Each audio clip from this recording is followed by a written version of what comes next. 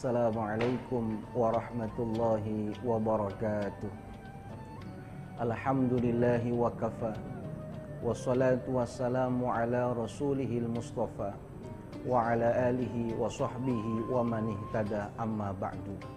Selamat pagi para pemirsa setia. Assalamualaikum Nusantara dimanapun Anda berada. Alhamdulillah di pagi hari yang cerah ini Allah subhanahu wa ta'ala senantiasa mencurahkan rahmatnya bagi kita semua. Alhamdulillah, summa alhamdulillah. Para pemirsa yang dimuliakan Allah subhanahu wa ta'ala, di pagi hari ini ada satu untayan kata hikmah yang pantas kita berikan atensi yang besar, yaitu satu perkataan yang disampaikan oleh Imam Ali Zainal Abidin, cucu daripada Sayyidina Muhammad sallallahu alaihi wasallam, yang patut kita berikan atensi yang besar agar memotivasi diri kita untuk tidak melakukan perbuatan yang tidak pantas. Karena pada hakikatnya seluruh perbuatan perkataan yang kita lakukan di muka bumi ini hakikatnya akan diminta pertanggungjawaban di sisi Allah subhanahu wa ta'ala. Wa kulla insanin alzamnahu ta'irahu fi 'unuqi wa nukhriju lahu yaumal qiyamati kitaban yalqahu mansyura iqra kitabak kafa bi nafsikal yaum. Nanti ketika sudah dibangkitkan seluruh manusia oleh Allah subhanahu wa ta'ala pada satu tempat yang tidak ditentukan, Allah subhanahu wa ta'ala memberikan buku catatan-catatan amal perbuatan seseorang. Ketika sudah diterima buku itu, Allah mengatakan ikra kitabak kafa bi nafsikal yaum. Bacalah buku itu, cukuplah pada hari itu kau dihisap dengan catatan-catatan amal-amalmu itu. Sehingga ada yang mengatakan ya wailatana mali hadzal kitab la yughadiru shaghiratan wala kabiratan illa ahsaha. Alangkah celakanya, seluruh perbuatan yang dilakukan semuanya tercatat di situ. Jangankan dosa-dosa besar yang dilakukan seseorang dan diketahui oleh orang lain, bahkan dosa yang kecil saja, yang hanya dia merasa dia sendiri yang tahu, tidak ada yang mengetahuinya, semuanya tercatat di sisi Allah subhanahu wa ta'ala dan akan diminta pertanggungjawaban kepada dirinya. Para pemirsa yang dimuliakan Allah subhanahu wa ta'ala, apa yang disampaikan oleh Imam Ali Zainal Abidin itu? Beliau mengatakan, innallaha ta'ala khobba'a salasan fi salasin. Sesungguhnya Allah subhanahu wa ta'ala menyembunyikan tiga hal kepada tiga hal lainnya. Yang pertama, khobba'a ridhahu fi ta'ati. Allah subhanahu wa ta'ala menyembunyikan keridhaannya pada setiap ketaatan yang dilakukan oleh hambanya. Oleh karena itu, jangan pernah sepelekan, jangan pernah mengecilkan dari setiap amal kebaikan yang kita lakukan di muka bumi ini. Karena sesungguhnya bisa jadi amal kecil yang kita lakukan dan kita anggap sepele, justru bisa mengundang daripada keridhaan daripada Allah subhanahu wa ta'ala. Para pemirsa yang dimuliakan Allah subhanahu wa ta'ala, oleh karena itu kita sering sekali di dalam kehidupan di dunia ini menganggap sepele dari setiap amal kebaikan yang kita lakukan. Padahal bisa jadi amal itulah yang menghantarkan seseorang untuk bisa menggapai daripada surganya Allah subhanahu wa ta'ala. Dalam sebuah hadis yang sahih diceritakan, ada sosok seorang pemuda yang ketika dia berjalan pada satu perjalanan, dia merasakan kehausan yang luar biasa. Maka pada saat dia haus, dia melihat ada sebuah sumur. Fanazala fiha. Kemudian dia turun ke dalam sumur tersebut untuk meminum air sepuas-puasnya.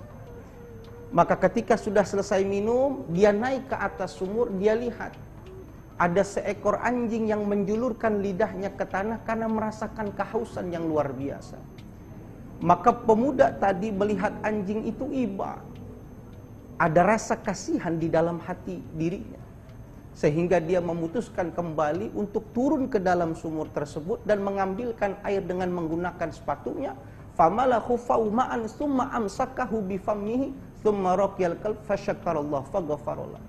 Dengan susah payah dia gigit sepatu itu dengan kedua lidahnya, dengan kedua bibirnya, lalu naik ke atas, lalu dia berikan minum kepada anjing yang kehausan itu. Fasyakarallah faghfarolah, maka berterima kasihlah Allah. Seiring dengan terima kasih anjing tersebut, maka dosa orang itu diampuni oleh Allah Subhanahu wa taala. Bahkan dalam riwayat yang lain dikatakan orang tersebut dimasukkan oleh Allah Subhanahu wa taala lantaran kebaikannya itu. Ini saudara yang dimuliakan Allah Subhanahu wa taala. Anjing yang di mata sebagian manusia adalah hewan yang hina. Hewan yang apabila lewat di hadapan seseorang di depan rumah diusir, bahkan dilempari dengan sesuatu yang membahayakan dirinya. Anjing yang begitu hina namanya ketika seseorang membenci kepada orang lain dan ingin mengutarakan rasa marahnya, mengucapkan nama anjing itu sendiri. Begitu hinanya nama anjing di sebagian manusia. Tapi kalau ada seseorang yang melihat seekor anjing dalam keadaan kesusahan, seperti kasus ini, merasakan kehausan, ada sosok manusia yang ikhlas ingin menolong anjing tersebut, maka Allah Subhanahu wa taala akan membeli ganjaran yang luar biasa berupa surganya Allah Subhanahu wa taala. Ini orang yang memberi minum anjing sehingga dia bisa selamat dari kematian. Kalau kita analogikan dan kita bayangkan bagaimana kalau yang dia berikan minum adalah sosoknya adalah anak-anak yatim piatu. Yang dia beri makan adalah anak-anak fakir miskin, orang-orang yang membutuhkan uluran tangannya, maka pahalanya jauh lebih besar daripada pahala orang yang memberikan minum kepada seekor anjing tersebut. Oleh karena itu diingatkan kita oleh Imam Ali Zainal Abidin, jangan pernah sekali-kali kau melupakan jangan pernah kau menyepelekan dari setiap amal apapun yang kau lakukan di muka bumi ini. Para pemirsa yang dimuliakan Allah Subhanahu wa taala.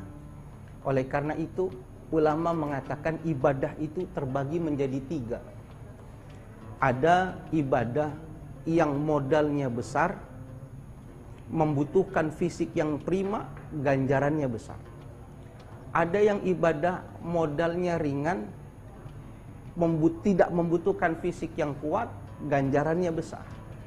Ada lagi orang yang modalnya ringan, tidak membutuhkan fisik yang berat, tapi juga mendapatkan pahala yang besar. Kalau kita suruh pilih, kita pilih yang mana? Rata-rata memilih yang ketiga, yaitu apa? Beliau memilih yang modalnya ringan, tidak berat, dan ganjarannya besar. Apa yang ketiga itu? Yang modalnya berat, butuh fisik yang kuat, pahalanya besar, itu ibadah haji.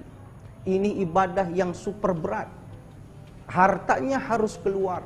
Untuk mendapatkan porsi haji tidak kurang 25 juta seseorang untuk dapat nomor haji.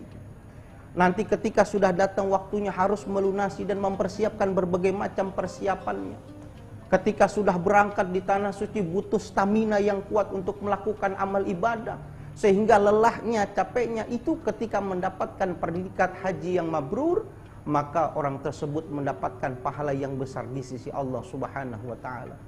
Modalnya berat, butuh tenaga yang kuat, tapi ganjarannya luar biasa besar.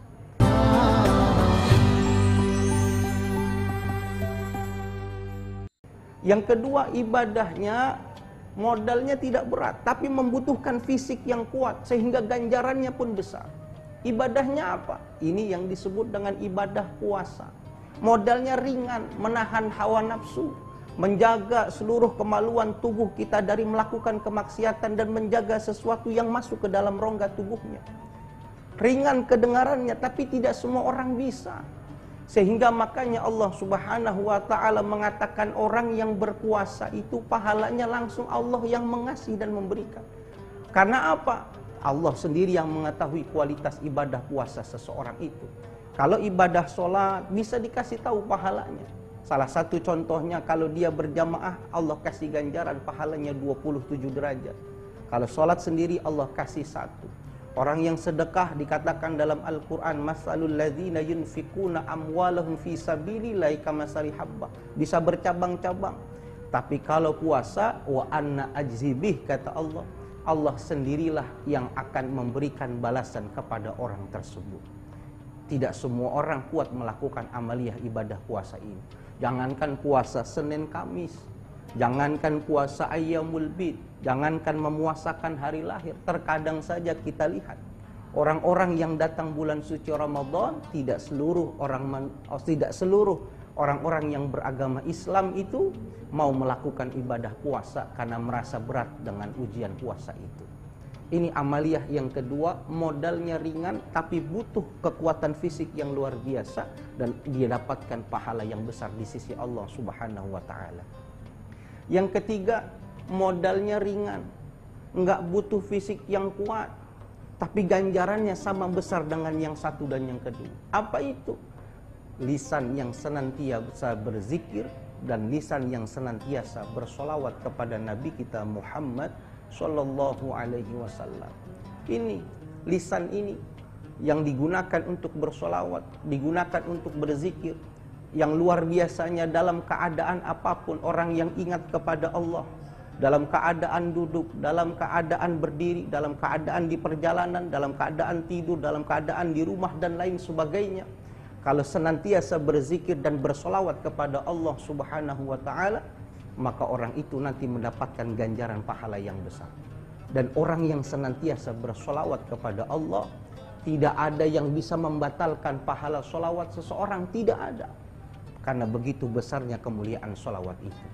Bahkan dalam kitab yang ditulis oleh Imam Al-Qurtubi, dalam kitab At-Tazkirahnya menceritakan, datang malaikat Israel menghadap kepada Nabi kita Muhammad Sallallahu Alaihi Wasallam dan mengatakan, wahai Muhammad, siapa saja dari umatmu yang di dunia senantiasa bersolawat kepadamu, bersenandung untukmu, maka nanti ketika sudah datang ajalnya, maka akan dicabut ruhnya dengan mudah sebagaimana dicabutnya ruh para nabi dan para rasul.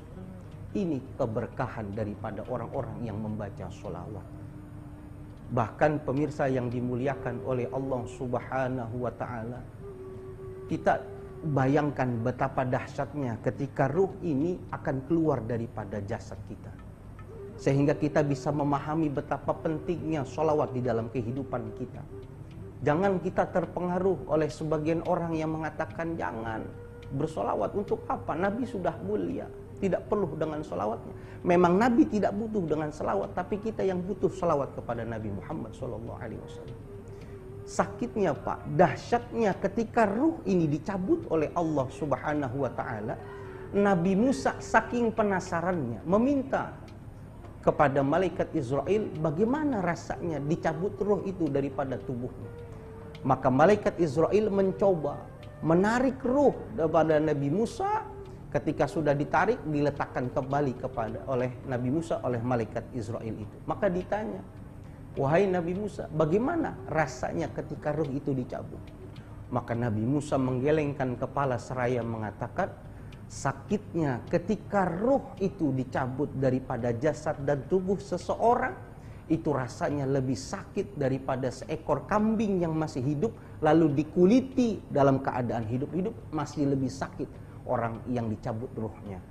Oleh karena itu, beruntung orang yang dalam lisannya senantiasa mengucapkan sholawat kepada Nabi kita Muhammad SAW, diberikan garansi oleh Allah akan dimudahkan ketika ruhnya dicabut oleh Allah Subhanahu wa taala.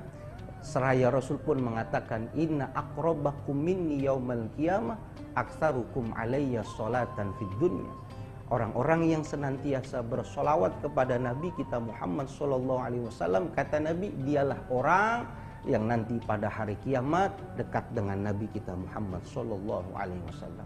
Oleh karena itu, jangan sepelekan apapun dari setiap amal kebaikan yang kita lakukan, karena di situ bisa jadi mengundang daripada keridhaan Allah Subhanahu wa taala. Yang kedua yang disampaikan oleh Imam Ali Zainal Abidin memotivasi diri kita, innallaha ta'ala sukhtahu fi ma'siyati. Allah Subhanahu wa taala menyembunyikan kemurkaannya pada setiap amal keburukan yang dilakukan oleh hambanya. Oleh karena itu, jangan kita pernah merasa aman ketika melakukan sebuah kesalahan. Jangan kita merasa tenang ketika melakukan sebuah keburukan, karena bisa jadi keburukan yang kita anggap ringan, kita anggap sepele, justru bisa menghantarkan kita untuk masuk ke dalam nerakanya Allah Subhanahu wa ta'ala. Hal ini pernah terjadi dan disampaikan oleh Imam Bukhari Muslim dalam kitab Sahih hadisnya.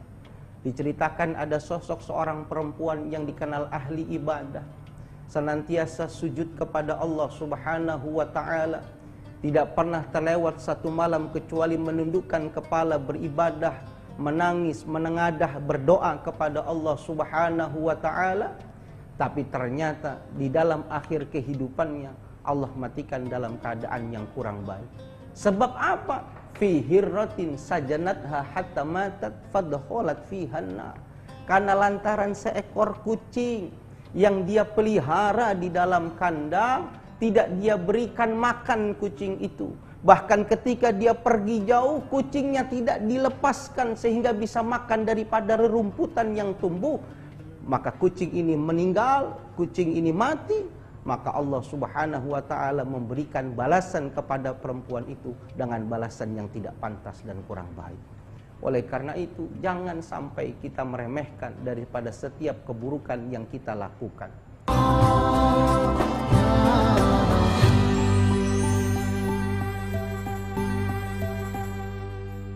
Kalau saja menyakiti seekor kucing bisa menghantarkan seseorang yang ahli ibadah masuk ke dalam nerakanya Allah Subhanahu wa ta'ala, bagaimana kalau yang kita sakiti adalah seseorang yang sama manusianya seperti kita, yang sama Tuhannya, yang sama nabinya, sama kitabnya, pastilah dosanya lebih besar ketimbang seseorang yang menyakiti daripada kucing tersebut. Oleh karena itu, bertaubatlah kita pada setiap kesalahan yang kita lakukan. Kita ditunggu sama Allah. Sampai sekarang kita diberikan umur yang panjang, Allah hanya ingin menunggu taubat kita dari setiap kesalahan yang kita lakukan. Kullu bani Adam khata'un wa khairu khata'i at-tawwabun. Setiap anak Adam pasti pernah melakukan kesalahan, dan sebaik-baiknya orang yang bersalah adalah orang yang bertaubat kepada Allah Subhanahu wa ta'ala. Yang ketiga, kata Imam Ali Zainal Abidin, yang kita jadikan motivasi di dalam kehidupan kita, innallaha ta'ala khobba'a wilayatihi fi khalqi. Allah Subhanahu wa ta'ala menyembunyikan para kekasih-kekasihnya. Allah menyembunyikan para wali-walinya di tengah-tengah makhluk ciptaannya di muka bumi ini. Oleh karena itu, jangan pernah hinakan, jangan pernah sepelekan siapapun daripada makhluk ciptaan Allah. Karena bisa jadi makhluk yang kau hinakan itu bisa jadi adalah termasuk salah satu daripada kekasih-kekasihnya Allah Subhanahu wa ta'ala. Terkadang kita di dalam kehidupan bermasyarakat, berapa banyak orang-orang yang merasa memiliki strata yang tinggi dalam hal kepangkatan dan jabatan, dengan seenaknya menghinakan, meremehkan, mencaci maki orang-orang yang berada di bawahnya.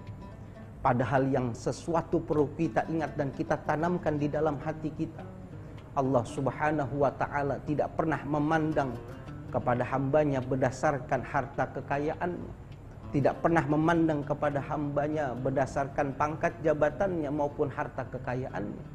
Tapi Allah Subhanahu wa ta'ala memandang seseorang dengan pandangan penuh kecintaan, sejauh mana orang itu menjadi makhluk yang takwa dan tunduk kepada Allah Subhanahu wa ta'ala. Jangan pernah remehkan orang-orang, jangan. Bahaya orang-orang yang meremehkan, terlebih yang diremehkan adalah wali min auliyaillah. Apalagi kalau wali min auliya itu termasuk daripada ulama, orang-orang yang begitu dekat dengan Allah Subhanahu wa ta'ala. Bahaya kalau kita berani menghina, termasuk di dalamnya menghina ulama. Bahaya kalau kita berani menentang kepada ulama. Karena Allah Subhanahu wa ta'ala akan memberikan satu azab, memberikan satu ujian kepada orang-orang yang berani kepada ulama. Bukan azab itu ditampilkan oleh Allah ketika dia sudah meninggal dunia, tapi di alam dunia sudah Allah tampakkan akan balasannya itu. Satu ungkapan indah dari baginda Nabi kita Muhammad SAW yang memberikan kita agar diri ini terhindar daripada menghina dan mencaci maki ulama. Bahkan Rasul mengatakan tidak perlu jauh mencaci dan menghina ulama, berani jauh saja sama ulama, Rasul katakan ada bahaya.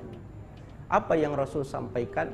Rasulullah sallallahu alaihi wasallam mengatakan, sayati zamanun ala ummati, kata Nabi. Akan datang satu zaman, kata Nabi Muhammad sallallahu alaihi wasallam, yafiruna minal ulama wal fuqaha, yang zaman itu umat-umatku sudah jauh daripada ulama, sudah jauh daripada orang-orang ahli fikih. Mereka sudah tidak mau lagi mendengarkan perkataan ulama. Mereka tidak lagi meminta fatwa kepada ulama, gurunya YouTube, gurunya Twitter, yang tidak bisa dipertanggungjawabkan kebenaran dan keaslian jawabannya. Dia tidak mau lagi mendengarkan daripada ungkapan-ungkapan orang-orang yang memiliki hikmah, tidak mau. Maka ketika sudah terjadi zaman di mana seseorang sudah tidak mau lagi duduk bersama ulama, fayabtalihumullahu bisalasi baliyatin, maka Allah akan menimpakan kepadanya 3 bencana. Apa bencananya? Yang pertama, yarfa'ullahul barakata min kasbihim. Allah angkat keberkahan daripada rizkinya. Hartanya banyak, uangnya di bank digitnya lebih dari 9, mobilnya 4 berjejer, rumahnya tingkat, kolam renangnya ada 2, kamar mandinya lebar. Tapi tidak bisa mendekatkan harta itu kepada Allah Subhanahu wa ta'ala. Uangnya banyak, tapi nggak ada waktu buat beribadah kepada Allah Subhanahu wa ta'ala. Inilah harta-harta yang dicabut keberkahannya. Dengan ungkapan yang indah dan mudah dicerna buat kita. Imam Ghazali mengatakan di dalam kitab Ihya-nya, tanda-tanda seseorang diambil keberkahan daripada rizkinya itu dapat dilihat minimal dari 2 hal. Yang pertama, seseorang yang apabila hartanya sukar, bahkan berat bila diinfakkan di jalan Allah Subhanahu wa ta'ala. Hatinya nggak tergugah melihat ada bangunan masjid pesantren yang dibangun. Susah sekali untuk dikeluarkan harta itu di jalan Allah Subhanahu wa ta'ala. Maka kata Imam Ghazali, ada permasalahan dari hartanya itu. Karena Allah cabut keberkahannya dengan sebab lantaran dia tidak mau duduk dan mendengarkan perkataan-perkataan ulama. Ini yang pertama. Kata Imam Ghazali, kedua tanda-tanda orang yang dicabut keberkahan hartanya itu apa? Hartanya mudah dipergunakan untuk berbagai macam kemaksiatan dan menyalahi daripada syariat-syariat agama. Ini kebalikan yang tadi. Kalau untuk menyawer, memberikan sesuatu yang tidak pantas, memberikan minuman dan lain sebagainya, sekalipun dia tidak minum, dia bisa dengan mudah mengeluarkan hartanya. Ini bahaya. Mudah-mudahan harta kita yang kita miliki saat ini, baik yang kita simpan seluruhnya adalah harta-harta yang berkah dan bisa dipergunakan untuk kebaikan di jalan Allah Subhanahu wa ta'ala. Kalau orang sudah tidak mau dengar ulama, maka yang pertama Allah angkat keberkahan daripada rizkinya. Yang kedua, yusallitullaha sultanan zaliman. Kalau orang sudah tidak mau dekat dengan ulama, maka Allah uji di dunia dengan didirikan seorang pemimpin yang tidak cinta kepada rakyatnya, bahkan cenderung zalim kepada dirinya. Yang paling parah yang ketiga, ketika dia sudah tidak mau lagi mendengar ulama, yakhrujuna minad dunya bighairi iman. Orang itu meninggalkan dunia, wafat tidak membawa iman. Tidaklah orang itu merupakan orang yang sangat merugi di dunia dan akhirat. Di akhir acara pagi ini ada satu renungan yang pantas kita bawa pulang dan kita tanamkan di dalam hati. Di salah satu ulama di Jakarta, Al-Maghfurlah Mu'allim Muhammad Syafi'i Hadzami ditanya oleh salah seorang muridnya, "Wahai Tuan Guru, hal apakah yang ditakutkan di dunia ini?" Maka Mu'allim Syafi'i Hadzami mengatakan, di dunia ini tidak ada yang aku takutkan. Yang aku takutkan cuma satu, mati dalam keadaan su'ul khatimah. Orang-orang yang menjauhi ulama, hati-hati, ada tanda-tanda indikasi orang itu akan dimatikan oleh Allah dalam keadaan su'ul khatimah. Mudah-mudahan ada manfaatnya. Subhanakallahumma wa bihamdi, asyhadu an la ilaha illa anta astaghfiruka wa atubu ilaik. Assalamualaikum warahmatullahi wabarakatuh.